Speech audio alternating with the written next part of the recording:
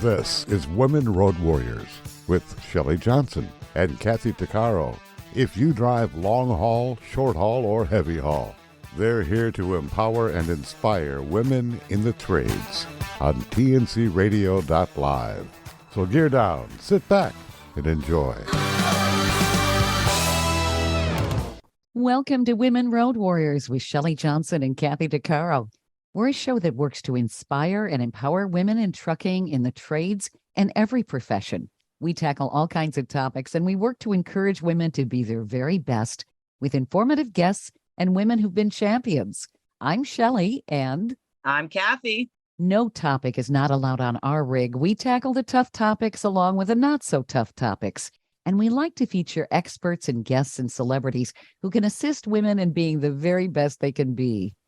Taking life in stride and leaning in are what all successful people learn to do, even when life throws us a curveball.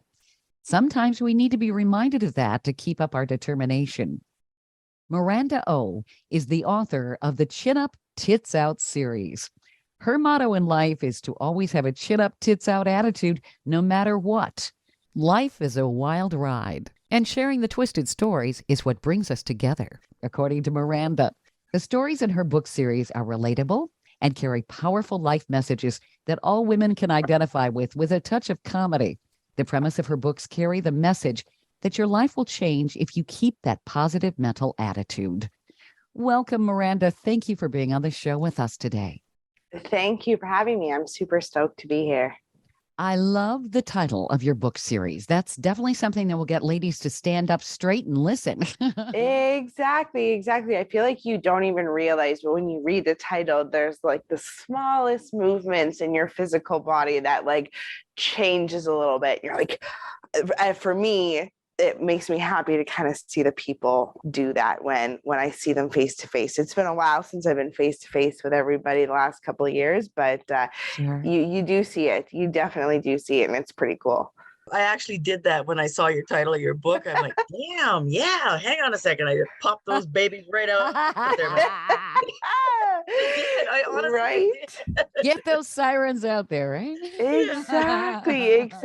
It's a pretty cool thing. I still do it, and it's been years and years and years, and I probably will always do it. So it feels good that impacts other people the same way. How did you come up with the title? Oh, you know what? Funny story. It was kind of a saying that was always said in my house, but it wasn't that sassy. Growing up, my parents always kind of told me to stand tall, hold my head held high, and put your shoulders back. Yeah. So in a lot of words, you cut it down, you make it spicy, chin up, tits out. It kind of evolved, but it was a lesson that they had always instilled in us. We played sports. It was an intimidating game. My dad would say that before I'd step on the court or on the pitch. If I had a big presentation or a big project, I remember standing in front of theaters of people and having to speak, so nervous. And my parents were just like, hold your head held high, stand tall, stand confident. You may be crapping your pants, but don't make it look like you're crapping your pants. So that was what I found my main character coaching herself. Her internal voice kept coaching herself with chin up, tits out, chin up, tits out. And so it just seemed fitting to throw that as a series title. Your series is a romantic comedy, correct? Yes. I mean, yes. And it's more comedy drama than full romance. You're going to find the lovey-dovey stuff in there, but you are going to find the ugly stuff. You are going to find romance on your own, because there's a little bit of that in the third book. Figuring out how to love yourself versus, figuring out how to love somebody else.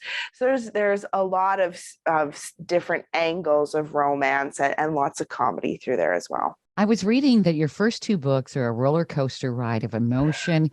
They have topics that are all relevant and have people actually reflecting on their own lives. Did you want to kind of talk a little bit about that? Yeah, for sure. I'd totally be excited to talk about it. I mean, for me, talking about the difficult stuff makes it less difficult.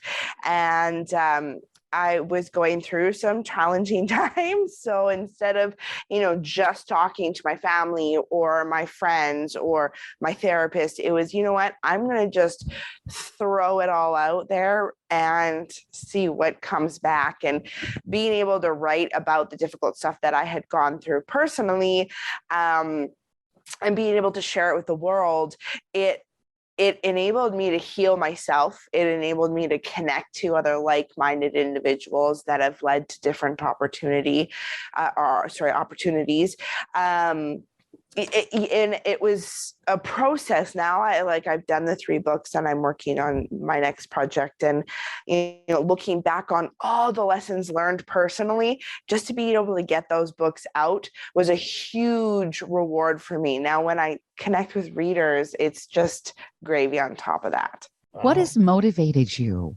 Because your message, obviously there's an inner message there that helps the reader and draws them into the story and all of that. But this is something that really people can take away and go, you know what?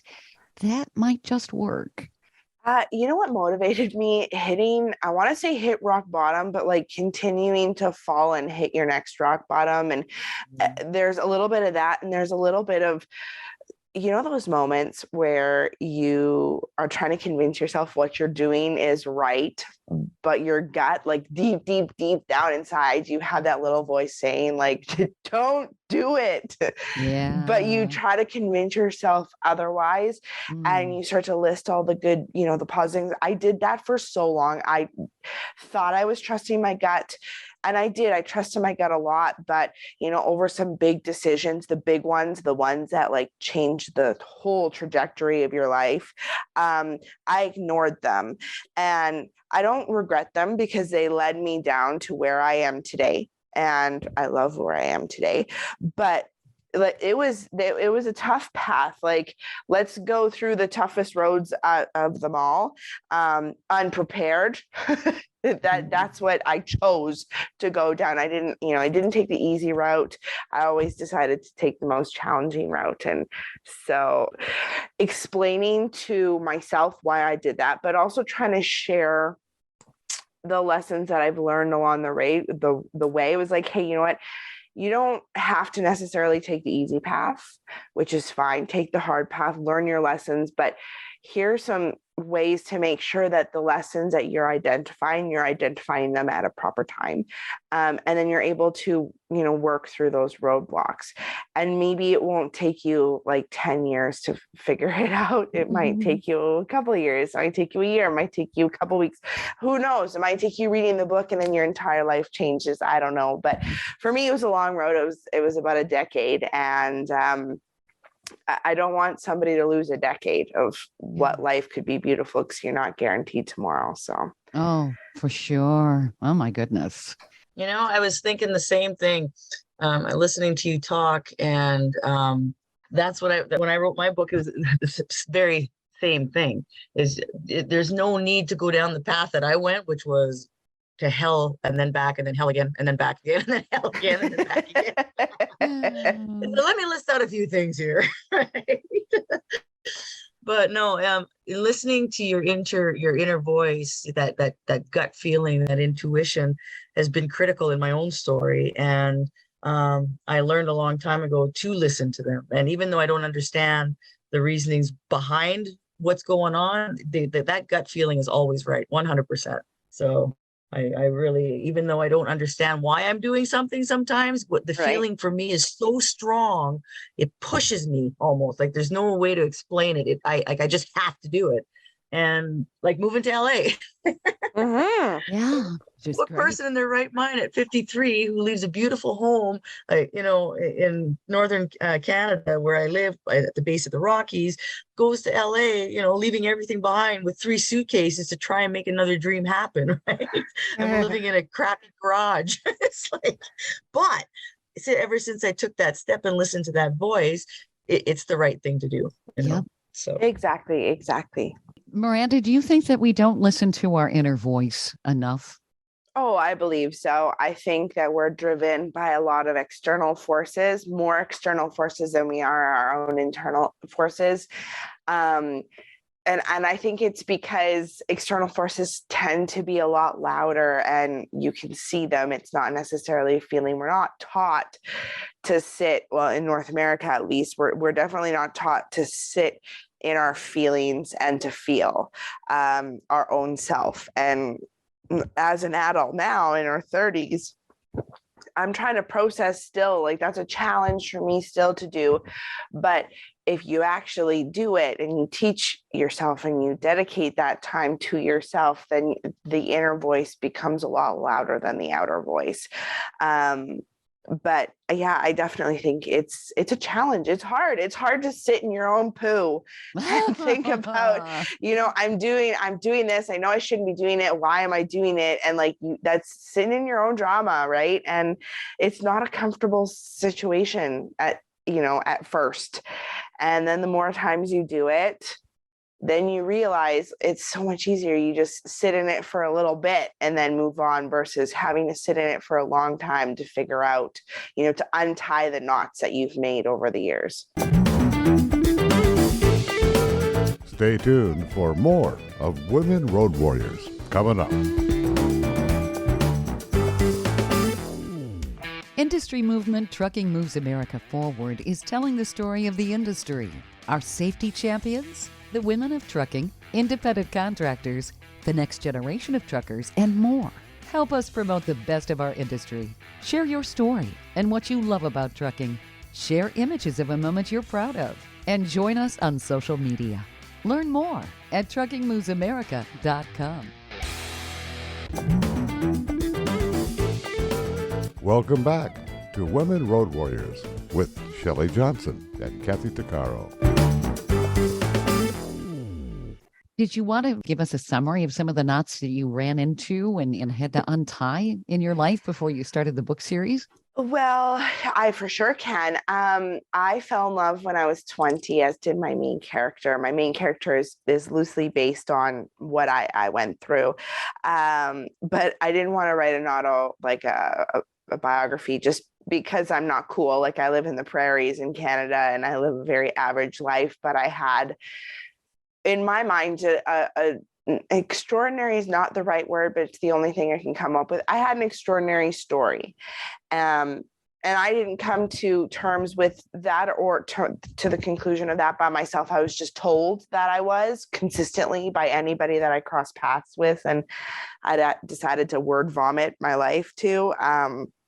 It happens way more than it should. So it was easy to get that feedback back. But so back to my story, fell in love with somebody that lived across the world, but was working in Canada where I was when we met. And we fell madly in love with one another. It was a first love. Mm-hmm. And we decided, you know what, this is going to be it. We're going to live in Canada.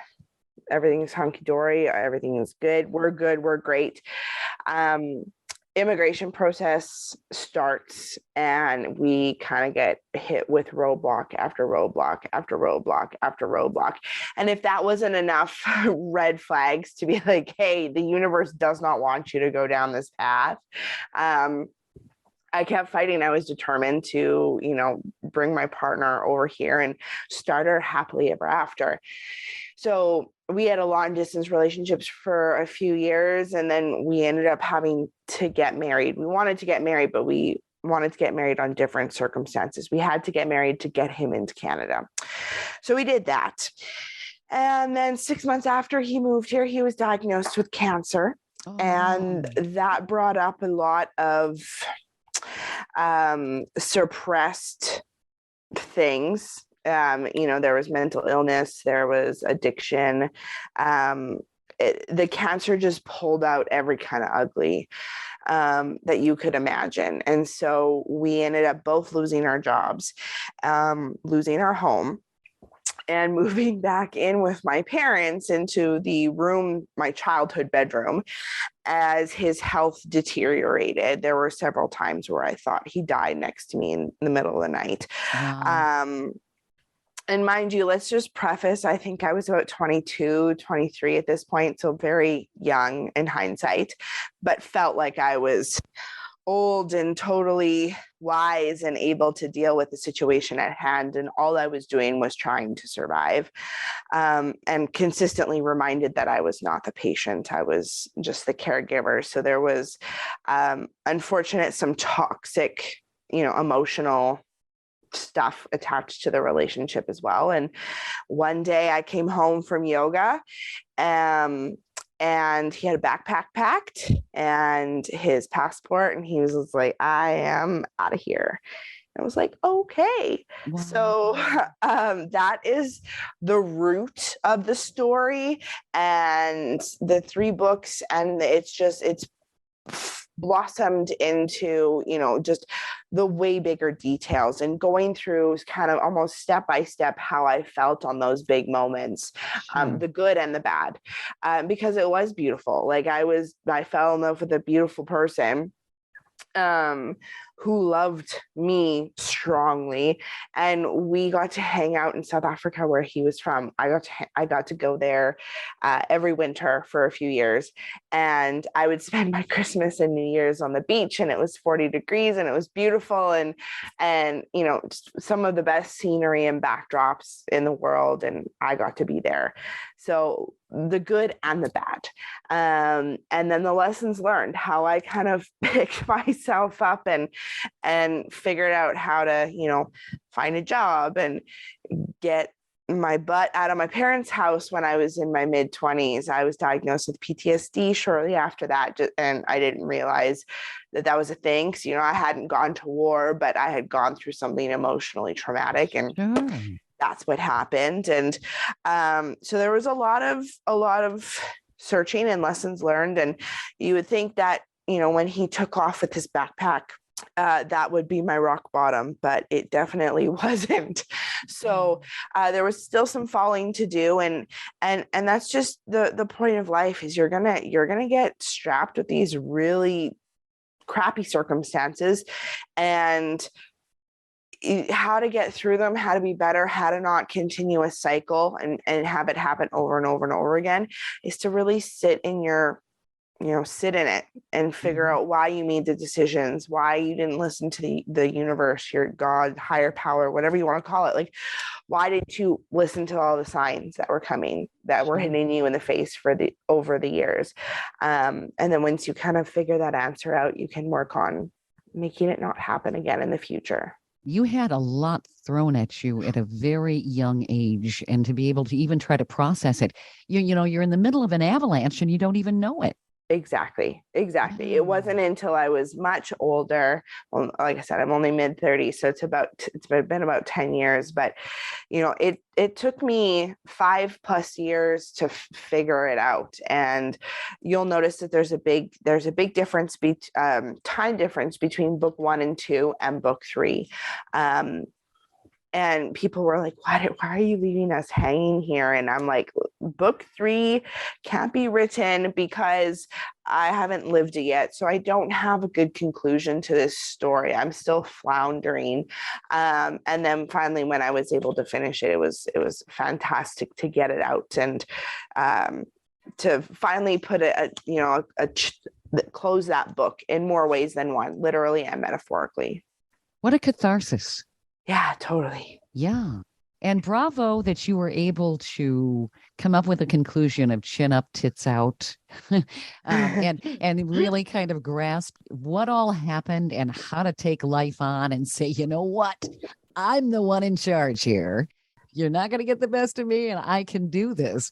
There are a lot of people who don't do that for decades and decades or their entire life. Mm-hmm. Exactly. A couple of years ago, a coworker of mine was going through a divorce at 50, and she had read my books, and I work in corporate as well. So she read my books, and we had done a couple business trips together, and she was just like, I wish I would have done this so much longer, or so long ago, or earlier. I wish I didn't waste so much time. I said, well, you can wish all you want and you can regret all you want, but that's not going to make you feel any better. It's going to make you feel worse. So just be grateful, find gratitude and appreciation in yourself for making that step now and haven't wasted any more time. And then look forward and be excited for what new opportunities are going to come your way. Because if you always kind of look back, you don't have sight as to where you're going. Right. So if you look forward, you can choose the direction and miss the potholes and jump the hurdles. You can see those coming. Yeah, if you're always looking back, you're going to run into something because you're not going to see it coming. Exactly. And there's so many people who sleepwalk through life, I think. Oh, it hurts my soul. It hurts my soul. You ask people, you're like, oh, so like what's next on your goal list? Or, what's the next stage? And they're like, I'm happy right here. Okay, good. You know what? If that works for you, that works for you. It doesn't have to work for me. Some people are just afraid of change too. They are. I went back to my hometown when I left when I was 18 in northern Quebec because I knew there's absolutely no hope there. And I went back with my sister about 15 years later, and I could not believe, as we're driving down, it's a small town, about 10,000, and we're driving down the main street, and the same guy we grew up with was pretty sure wearing the same clothes, leaning on the same post he was 15 years ago, watching traffic go by on the street. And we went to our local bar that we used to hang out, and the same people were sitting on the same bar stool, and you wonder, is that the same beer? Like, right? It's like we went into a time warp where nothing in their lives had changed. The same people were riding the same bikes, and it was just like, I'm like, Lynn, oh my God, we got to get out of here. Like it was such an eye-opening experience to realize in that 15 years how far her and I had come and traveled the world, and you do this and this and this, and then you go back and these people, there's no change, no, nothing. And I'm like, oh, thank God I'm not like that. Like, thank God that I'm as outspoken and like driven, and that wanting change and to experience and see all things. I think it's a gift and a blessing. Yes, it is. Oh, very much so. Well, humans are not designed to stagnate. And that's exactly what people do. They get stuck in a rut and they just keep digging a hole. I mean, if you keep a vehicle in one spot and just keep rotating the tires, you're going to get yourself into a big, deep hole you can't get out of. Yeah, exactly. Very much so. So how do people grasp that? What do you think, Miranda and Kathy? I'm sure there are people who feel like they're stuck. They want so desperately to make some changes and maybe follow their passion, but they don't know how. I think making a decision, honestly, you have to, no matter where you're at, what rut you're in, because there's ruts throughout different parts of our lives, you have to just stand in that rut and say, look around your circumstances, your situation, say, okay, I got myself here. I'm going to get myself out. Because if you wait for someone to save you, you're going to be waiting a long time.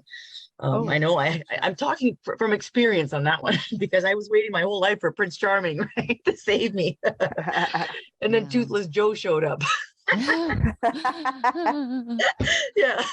Not quite the Prince Charming I had envisioned. You got to be specific with your request. But no, I think it starts with just making a firm decision and then taking a step into action. Yeah, I can't agree with you more, Kathy. It's one foot in front of the other. You may have a big dream. It may be to write a book. Who knows? We'll use that for example. If you think about the 30, 40, 50,000 words that it's going to be at the end of it, it's exciting, but it's equally as daunting. So break down, like once you made that mental decision to take the step, break down the steps to manageable steps. Make it, figure out what you can do today, tomorrow, this week, next week, this month, this quarter, this year. Break down your goals. Start with the big ones and then work your way down to the small daily goals. And if you can do that, you look at that daily goal. You don't look at what's 6 months from now. You don't look at what's a year from now. Heck, you don't look at what's a month from now. You look at today, tomorrow, and then you figure out your day around that. It's a lot less daunting and a lot less scary. And then, fly through those days and bam, in a year, you have a book and you're at a book launch and it's exciting. And then you can cry happy tears. Also one speaking from experience. Yeah, me too on my book writing too, same thing. But one thing I tell the ladies in the shelters that I speak to, because they're in situations that are so overwhelming, is, when life is difficult and you don't know where to go, I always say run when you can, walk if you must, and even crawl if you have to, cry all the way there if need be, but just keep moving. Don't stop. Don't stay stagnant. The wheel of life keeps turning. You have to keep going. And even I tell my daughter the same thing because she's very emotional. Cry all the way there. It doesn't matter, but keep moving. Right? Yeah. Oh yeah, totally. An object in motion is a lot easier to direct and change a path versus get going from stagnant. Mm-hmm. Yeah. Right. If a ball is rolling, all you need to do is gently touch it to change the direction of it. But you have to put so much more force into getting that ball rolling. To get the momentum. Yeah. Absolutely. That's a good visual for people. Keep moving. You're going to get there eventually. Yeah. Yeah. Exactly. Yeah. Because I think people feel despair depending on their situation. They don't know where to turn, and sometimes things are so overwhelming. They're not sure where to start, and then they build it up in their heads. Oh, it's just too much. They tell themselves they can't. Oh, it's too huge of an obstacle. I can't take this on. You know what? I'll tell you a little secret of mine. It's the anticipation. Like, say you're waxing your eyebrows and you put the wax strip on and you're like, oh my God, this is going to hurt. This is going to hurt. This is going to hurt. The longer it takes you to pull the wax strip off, the anticipation increases the amount of pain. If you just put it on and rip it off, it's less pain. Maybe I could have used a Band-Aid analogy, but that was what came to my mind, was waxing my eyebrows. I've had a bad wax job before, and it's like, yeah, you're right. Totally It's get the it. anticipation. Yeah. Oh my goodness. Like, you sit there and you're expecting it, and it hurts, and you're like, oh my gosh. But then when it actually happens, you're like, oh, wasn't that bad? Yeah. Oh, wasn't that bad? Mm-hmm. Yeah. Yeah. God. So maybe we set ourselves up to fail because we're either fearful or we would rather just not do anything. Yep. Yeah, for sure. I think there's comfort in living in blissful naivety. There's a place that I don't ever have to step out of my comfort zone because I am comfortable right now without doing anything more, anything less. But the life ball continues to spin, whether or not we are going to participate in it. And things around us are going to change. If we don't, our world around us will eventually. People get older, the world changes. So eventually your comfort zone or that safe zone is going to change around you. And if you can just change alongside with it or work towards changing it in the direction that you want, right? Yeah. Let it happen to you or you happen to it. Amen to that. Command the change. Be part of the change. That way you don't feel like you're a victim of change. Very much so. Mm-hmm. I think that change happens so fast that it's easy to get caught in that whirlwind of a tornado. But if you stay stuck like those guys, like by the people from my past, there's no benefit to life. I think I really, really, really believe that every next level of your life, because things change constantly, demands a different version of who you need to be. Like when I started training on the motivator, I was very, very insecure and, oh my God, this thing is so big. I mean, what can I do? And now I got comfortable with what I'm doing and I got confident, and now I'm training on the biggest dozer in the world. And it requires a whole new level for me to tackle, right? So now all that courage and confidence that I gained with the grader now steps up, helps me move into the next position, right? And I'm more aggressive and more confident where I wasn't 3 years ago. So there's a big difference. So I had to rise to the occasion, basically. Right? Rise to the occasion. You know what? I can't agree with you more. And from like a personal a year and a half ago, I had a daughter. I stayed home and I freaked out every little thing. I was like, oh my gosh, she has a cold. Oh my gosh, she has a rash. Oh my gosh, she has a fever. Oh my gosh, I can't do this. Postpartum is hard. And 8 weeks ago, I had twin boys. And in my life, I never. Congratulations. Thank you. Great. Yeah, I would never imagine, like, my daughter was a walk in the park, like a walk in the park compared to these boys. We as a family of 5 have been sick for at least 6 out of 8 of those weeks. Like, I'm pretty sure one of my sons has always had a congested nose because he snorts. Like, he's just a snorer. He sounds like a little pig. And he's so cute. We're like, oh, that's just him. And his nickname is Groot. Like, I am Groot. And we looked at each other like, maybe it's just congestion. Like, maybe he's had blocked nose and blocked sinuses since day one. Like, I don't know. So we're really, but anyways, totally went off on a tangent there about my son's congestion. But I never thought that I could deal with twins by myself. I mean, with my husband, of course, but it's been a wild ride and it's not been easy, but I've survived it and I'm pretty darn happy and feel balanced and not overwhelmed and not stressed. I mean, there's daily stresses, of course, and I'm sleep deprived and I don't know when I washed my hair. I think it was yesterday, but it could have been 3 days ago. But, like every chapter of your life, you're right, it requires a stronger version of you or a different version of you. And you can, choose to rise to the occasion or to let life kind of dictate and take you where it's going to go. So yeah, that's my greatest feat lately. And you probably look back and go, I'm pretty amazing. I actually could take this on. Exactly. Yeah. I was prepping for the worst. I was like, hey, everybody in the family, y'all just need to come over every day. And, everybody in their lives had their own lives. So that didn't happen. And I was panicking. My husband so graciously pointed out, he's just like, but darling, you're doing this by yourself right now. And I'm like, look at that. I am, aren't I? Uh-huh. So yeah, sometimes it takes a little bit of an outsider to remind you. And again, there's always that time for self-practice and self-reflection, and still trying to find that balance, but it's only been 8 weeks. So we're going to get there. I'd say you're doing terrifically. Oh, yeah. And, maybe people need to be able to take a step back and give yourself a round of applause. Oh, totally. That's something people don't do either. No, because, well, why would we? People, the outsiders might call us pretentious or conceited or too full of themselves. But I mean, if you're not going to be your biggest cheerleader, why would you expect anybody else to cheer with you for you? Yeah. Okay, hang on. I'm going to do that right now. Patting myself on the back. Yay, Kathy! Yay! You're right, Miranda, Kathy, Shelley. Yes, yay! All of us, we rock, man.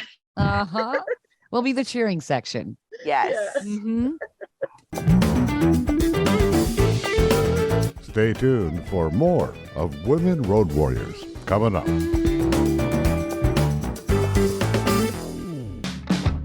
Trucking Moves America Forward, or TMAF, is building a positive image of trucking by telling the story of the hardworking drivers and industry professionals who support the industry. And you can be a part of it. Learn more about TMAF and how you can join and be a part of the industry movement working to build a strong image of trucking by visiting TMAF's website at truckingmovesamerica.com. You can also follow us on Facebook, Twitter, Instagram, and our latest channel, TikTok. Welcome back to Women Road Warriors with Shelley Johnson and Kathy Tuccaro. I've often wondered, and this has run through my head. Of course, I have a lot of weird things that run through my head. When we're children, we get all kinds of accolades just because we're kids and we're cute and people think everything we do is funny or whatever. As adults, we don't get that anymore. No. No.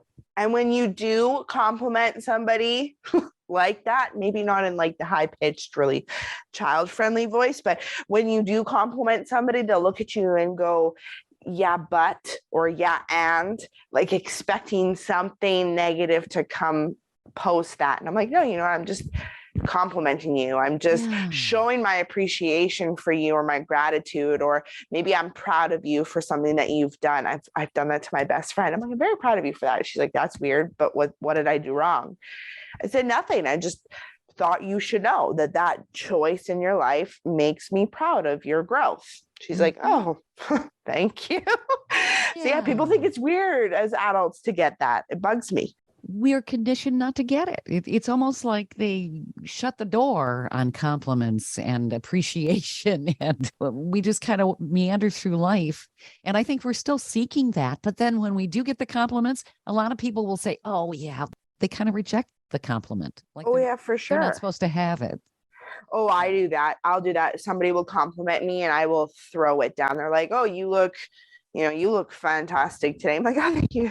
I showered. Well, no, that person is complimenting me on my whole being looking good today, 8 weeks postpartum, not I showered today.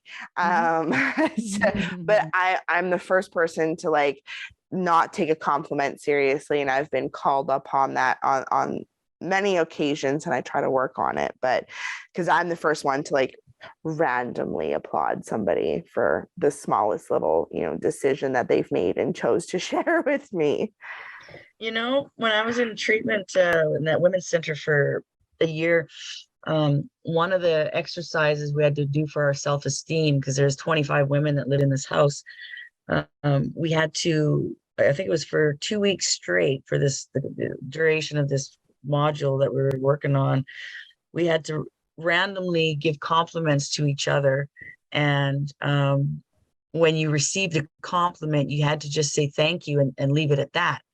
That was one of the hardest things to accept, because number one, everybody in there was come lots of sexual abuse, lots of domestic violence, addiction, all sorts of stuff. So your self-esteem is really shot. So it sounds easy, just accepting a compliment, but when you feel really crappy, when you've been brainwashed into believing that you're no good, just saying something as simple as thank you is really hard, really hard. Yeah. And it took some time, and you could see most women, myself included, you're uncomfortable in your skin, you're shuffling, you're kind of awkward and trying to just accept to say, hey, you look great today, or man, nice makeup job, or man, what'd you do to your hair, or something like that. As simple as that. Difficult to say, just say thank you. But at the same time, it was very healing, because it showed us slowly, step by step, that you are beautiful, and you're like that butterfly, for the caterpillar and the butterfly thing. You're transforming yourself, and it starts by accepting just how awesome you are. That's right. Right. That's right. Yeah. Another one they had us do was to look in a mirror. We were all sitting in a circle, and they gave us all a mirror, and you think, and just sit there and look at yourself. Wow. Oh my God. The amount of emotional outbursts that came through that one exercise was over the top. I personally lost it. Like I could not, like some women were breaking the mirror.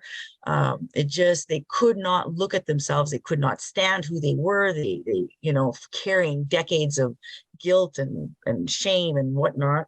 It was very, very traumatic just to look at yourself. I mean, think how deep the wounds are, right? If you can't even look.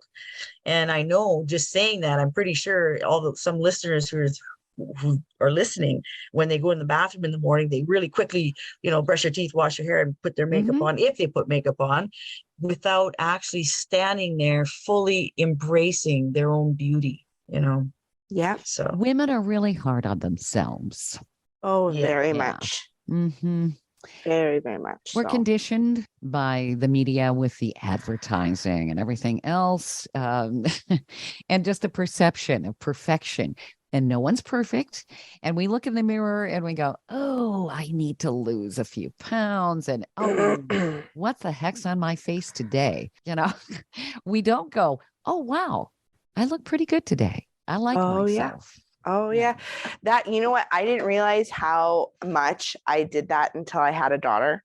And then when my daughter started watching me and mimicking me, and I was like, oh, girl, you got to change what you say to yourself, because if she's already mimicking me at a year, These are like deep core self values that you are instilling now, that you and her don't even realize.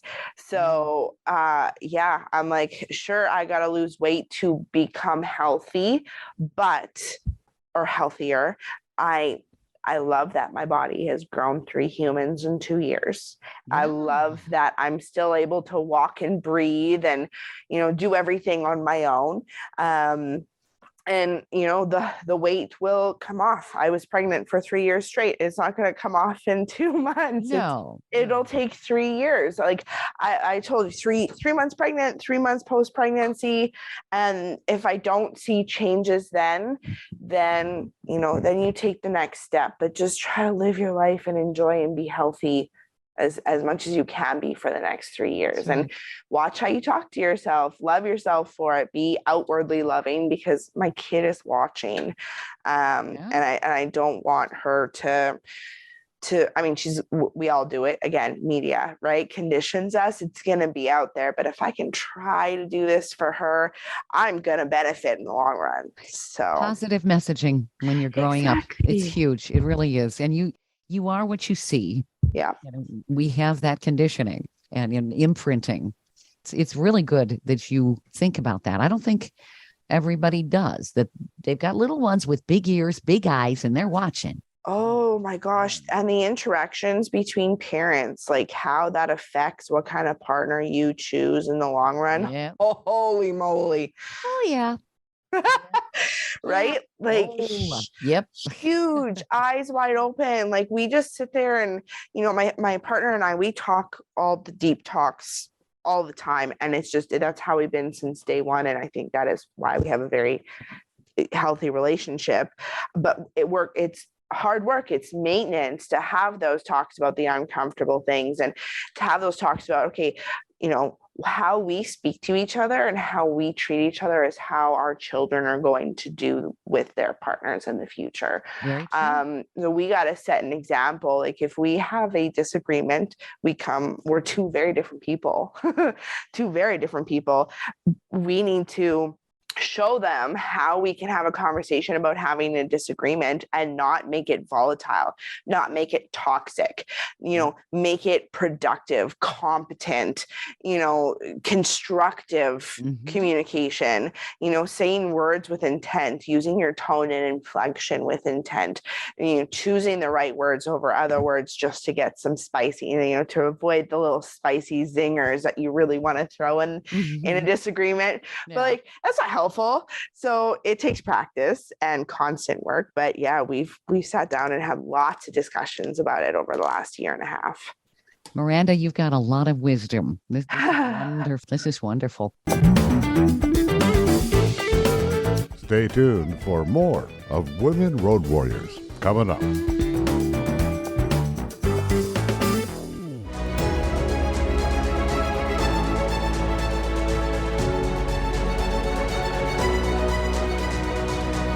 Kathy DeCaro is nothing short of amazing. She not only drives the world's biggest truck as a heavy equipment operator in northern Alberta, Canada. She's an international motivational speaker and the author of Dream Big, an autobiography about overcoming a lifetime of trauma and abuse that led to dreams of success. Kathy inspires people the world over to change their lives and improve their self-worth. Her book will change your life. She's passionate about personal growth and believes anyone can change their circumstances and overcome their obstacles if they believe in themselves. Her life will amaze you and seriously inspire you. Be sure to order a copy of her book, Dream Big, on Amazon.com.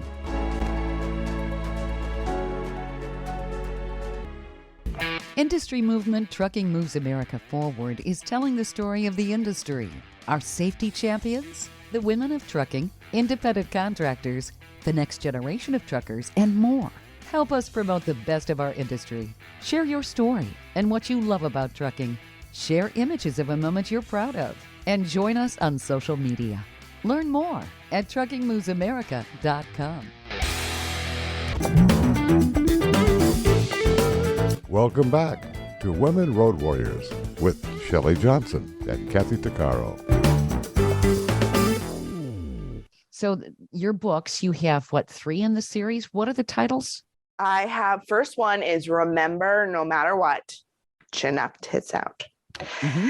The second one is When All Else Fails, Chin Up, Tits Out. And the third one is Just Breathe, Chin Up, Tits Out. Love it. Nice. Yeah, I was just gonna say that. Love it. Uh-huh. Where do people find the books? You can find book 1 and 2 on Amazon, and you can find book 3 on my website. We're doing a cover redesign on book 3. And so then I'll eventually be launching the cover design. It will also be on Amazon. Yeah, so that is where you can find my books. And you can also find me on Facebook and Instagram, and I'd be happy to mail you signed copies as well. And your website is Miranda O, spelled OH.com. So it's Yes. MirandaO.com. I love your name, Miranda O. That's great. It's you know what, it is a pen name because like I said, I do work in corporate. So keeping tits and corporate separate is it was a big important thing. My boss is like, you know what, I don't care what you do in your spare time, but do not let it mix with your professional life here.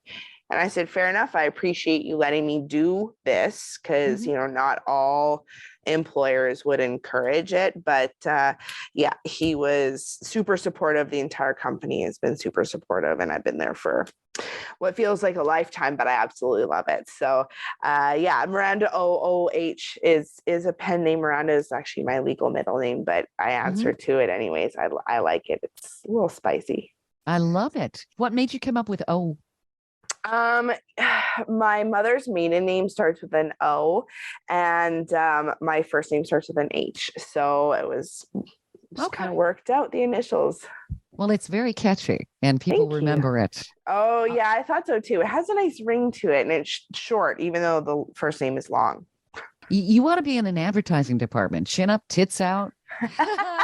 Right? People, slogans. Right? People we judge books by its cover. I mean, I do have a college diploma, and part of it was advertising. So I did learn a couple of things when I was in college. But really, sales is I have a huge background in sales. A lot of my jobs have been in different. I've sold toilets to temporary tattoos to cars to insurance. So literally I have, I probably could find a way to sell ice to an Eskimo, but it might take me a little while to come up with a spiel that would, you know, actually work as a sale pitch. But hey, that's nor here nor there. So this is great. You've got some great messages, and I think that there are a lot of ladies that will get a lot out of your books. This is terrific. Thank you. I'm glad that I had the opportunity to share. Yeah, it was really, really, and you know what? I'm going to tell you something. Today, of all days, was the best time we could have had this conversation. I struggle through a lot of things sometimes that, you know, nobody really knows, and I needed this conversation today. Yeah, I was really struggling, borderline with depression, and just kind of like, oh my God, and it's hard to let go and let God, and just, you know, not let the voices in my head hold me down and keep me there. So everything we talked about today, know this, that it helped me. So thank you very much. Oh, good. You know what? It did the same thing for me. This is my first podcast since the twins were born. And postpartum has been, again, easier from the first time, but postpartum is never easy. And so it's been challenging the last few weeks. So it's good to put on my big girl voice and my big girl panties again and just be out here with you ladies and spend the time with you. So I liken that. It's been very mentally stimulating and pleasing for me. I needed it. I'm invigorated. Absolutely. I want to jog around the house here. I want you to envision me tonight on my grater and my coveralls and my hard hat, standing tall, chin up, and tits out. That's good. Right. I will have that envisioned in my memory all evening. I'm going to dream about it. It's going to be good. Right. Yeah. This is great. Thank you, Miranda. I do appreciate it. Yeah. Thank you for having me. What an inspirational guest. Be sure to check out Miranda O. You can find her on her website, MirandaO, that's spelled OH.com, or just type Chin Up, Tits Out, and Miranda O's name. Great book, great title, great author. Check it out. You've been listening to Women Road Warriors with Shelley Johnson and Kathy Tuccaro. If you want to be a guest on the show or have a topic or feedback, email us at info@tncradio.live.